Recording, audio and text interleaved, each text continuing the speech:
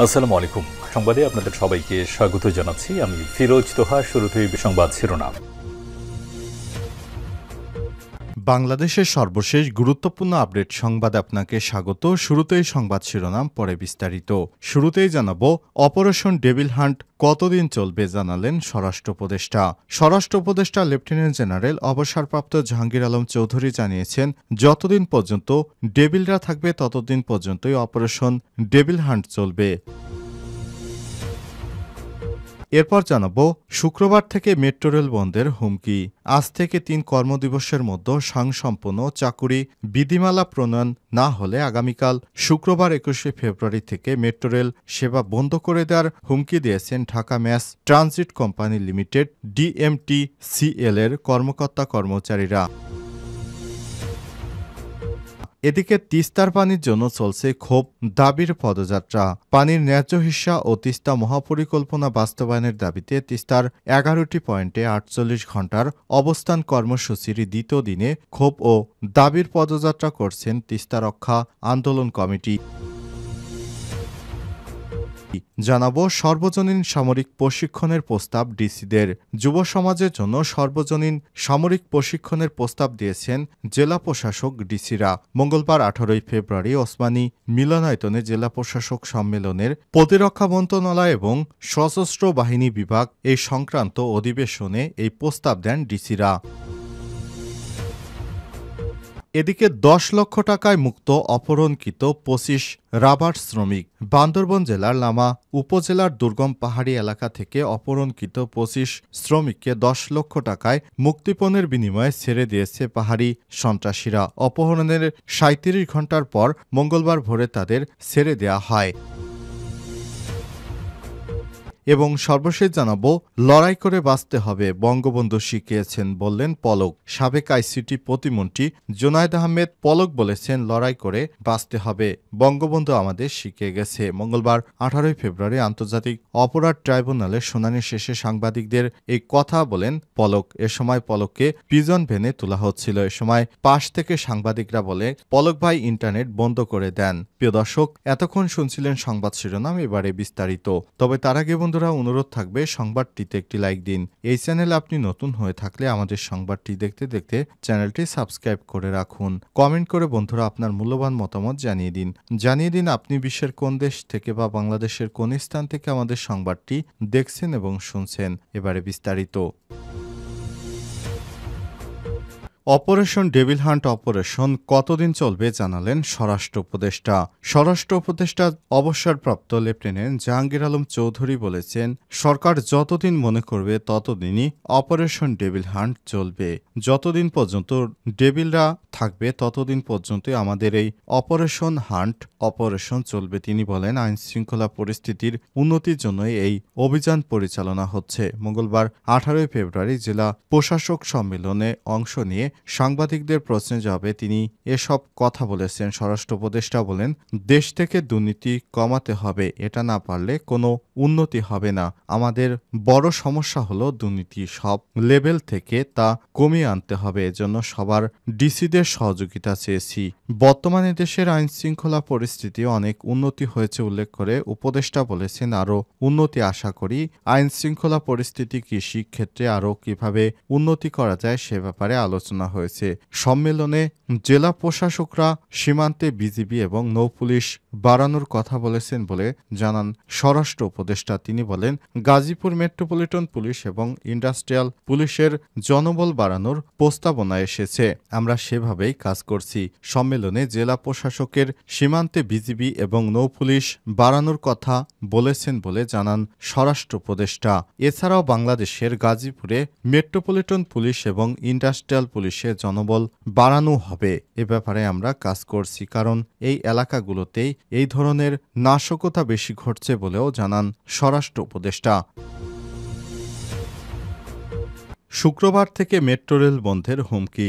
আজ থেকে ৩ কর্মদিবসের মধ্যে স্বয়ংসম্পূর্ণ চাকরি বিধিমালা প্রণয়ন না হলে আগামী শুক্রবার ২১ ফেব্রুয়ারি থেকে মেট্রো রেল সেবা বন্ধ করে দেওয়ার হুমকি দিয়েছে Dhaka mass transit company limited DMTCL এর কর্মকর্তা কর্মচারীরা। সোমবার ১৭ ফেব্রুয়ারি এক সংবাদ বিজ্ঞপ্তিতে এই হুমকি দেওয়া হয়। বিজ্ঞপ্তিতে বলা হয়েছে, ১৩ ফেব্রুয়ারি গণমাধ্যমে প্রকাশিত সংবাদ বিজ্ঞপ্তি অনুযায়ী প্রতিষ্ঠানটিতে সরাসরি উন্মুক্ত নিয়োগের মাধ্যমে নিয়োগপ্রাপ্ত স্থায়ী কর্মকর্তা কর্মচারীদের চাকরি বিধিমালা প্রণয়নে জোরালো দাবি জানানো হয়। এর পরিপ্রেক্ষিতে গতকাল সোমবার পর্যন্ত প্রতিষ্ঠানের ঊর্ধ্বতন কর্তৃপক্ষ খসড়া চাকরি বিধিমালার উপর বিশদ আলোচনা করে ও খসড়া চাকরি বিধিমালা প্রণয়ন করে। দ্রুত বোর্ড মিটিংয়ের আয়োজনের মাধ্যমে স্বয়ংসম্পূর্ণ চাকরি বিধিমালা প্রণয়ন করবে বলে আশ্বাস দেয়। বিজ্ঞপ্তিতে আরও বলা হয়েছে, সড়ক পরিবহন ও সেতু মন্ত্রণালয়ের উপদেষ্টার নির্দেশনা মোতাবেক স্মারক নং ২৮/০০.00.00.60.6001 এত তারিখে ১২ সেপ্টেম্বর ২০২৪ খ অনুসারে স্বয়ংসম্পূর্ণ চাকরি বিধান প্রণয়ন করার নির্দেশনা দেওয়া হয়। এতে ডিএমটিসিএল এর ৬০তম বোর্ড সভার সিদ্ধান্তে ৭৬৮৩৫৯ অনুযায়ী ৬০ কর্মদিবসের মধ্যে প্রতিষ্ঠানটির কর্মকর্তা কর্মচারীদের জন্য স্বয়ংসম্পূর্ণ চাকরি বিধিমালা প্রণয়ন করে সড়ক পরিবহন ও সড়ক বিভাগে পাঠানোর নির্দেশনা ছিল। তবে প্রায় ৫ মাস পার হলেও আজ অবধি তা প্রণয়ন করা হয়নি। স্বয়ংসম্পূর্ণ চাকরি বিধিমালা না থাকায় ডিএমটিসিএল এর ২০০ জনের বেশি দেশি বিদেশি প্রশিক্ষণপ্রাপ্ত দক্ষ কর্মকর্তা ও কর্মচারী চাকরি থেকে ইস্তফা দিয়েছেন। এতে মেট্রো রেল পরিচালনা ও রক্ষণাবেক্ষণের হুমকির মুখে পড়ার আশঙ্কা তৈরি হয়েছে। বিজ্ঞপ্তিতে বলা হয়েছে, অবস্থায় ২০ ফেব্রুয়ারির মধ্যে স্বয়ংসম্পূর্ণ চাকরি বিধিমালা প্রণয়ন না হলে ২১ ফেব্রুয়ারি থেকে মেট্রো রেল সেবা বন্ধ থাকবে এবং ঢাকাবাসী মেট্রো রেল সেবা থেকে বঞ্চিত ডিএমটিসিএল কর্তৃপক্ষ চূড়ান্তভাবে দায়ী থাকবে। তিস্তার পানির জন্য চলছে ক্ষোভ দাবির পদযাত্রা। পানি ন্যায্য হিস্যা ও তিস্তা মহাপরিকল্পনা বাস্তবায়নের দাবিতে তিস্তার ১১টি পয়েন্টে ৪৮ ঘণ্টার অবস্থান কর্মসূচির দ্বিতীয় দিনে ক্ষোভ ও দাবির পদযাত্রা করছেন তিস্তা রক্ষা আন্দোলন কমিটি।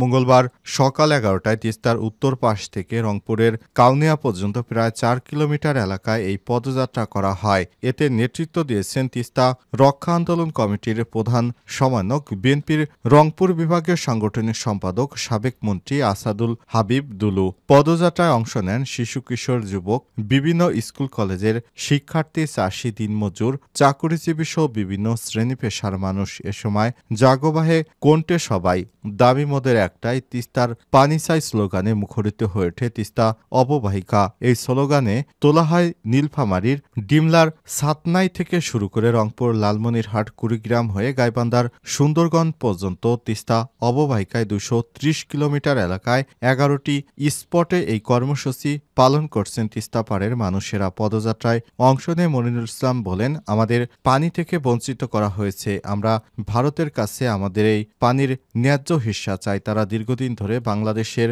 অত্যন্ত গুরুত্বপূর্ণ নদী তিস্তার উপর বাদ দিয়ে বাংলাদেশকে মরুভূমি করার চক্রান্ত করছে। আন্তর্জাতিকভাবে ভারতের বিচারের জোর দাবি জানান তারা। সর্বজনীন সামরিক প্রশিক্ষণের প্রস্তাব ডিসিদের। যুব সমাজের জন্য সর্বজনীন সামরিক প্রশিক্ষণের প্রস্তাব দিয়েছেন জেলা প্রশাসক ডিসি। মঙ্গলবার ১৮ ফেব্রুয়ারি ওসমানী মিলনায়তনে জেলা প্রশাসক সম্মেলনে প্রতিরক্ষা মন্ত্রণালয় এবং সশস্ত্র বাহিনী বিভাগ সংক্রান্ত অধিবেশনে এই প্রস্তাব দেন তারা। অধিবেশন শেষে প্রায় প্রধান উপদেষ্টার বিশেষ সহকারী লেফটেন্যান্ট জেনারেল অবসরপ্রাপ্ত আব্দুল হাফিজ সাংবাদিকদের এসব তথ্য জানিয়েছেন। আব্দুল হাফিজ বলেন, সিভিল মিলিটারি কোঅপারেশন কিভাবে বৃদ্ধি করা যায় সে বিষয়ে ডিসিরা প্রশ্ন রেখেছিলেন। বিভাগীয় কার্যালয় থেকে এ ব্যাপারে আমরা পরামর্শ দিয়েছি। ডিসিরাও পরামর্শ দিয়েছেন কিভাবে বাংলাদেশে একটি সুষ্ঠু ও সুন্দরভাবে আগামীতে একটি বেসরকারি সামরিক বাহিনীকে ট্রেনিংয়ের মাধ্যমে দেশের যুদ্ধকালীন সময়ে কাজে লাগানো যায়। জনগোষ্ঠীকে এ ব্যাপারে আমরা একটি সিদ্ধান্ত নেয়ার কথা আলোচনা করেছি।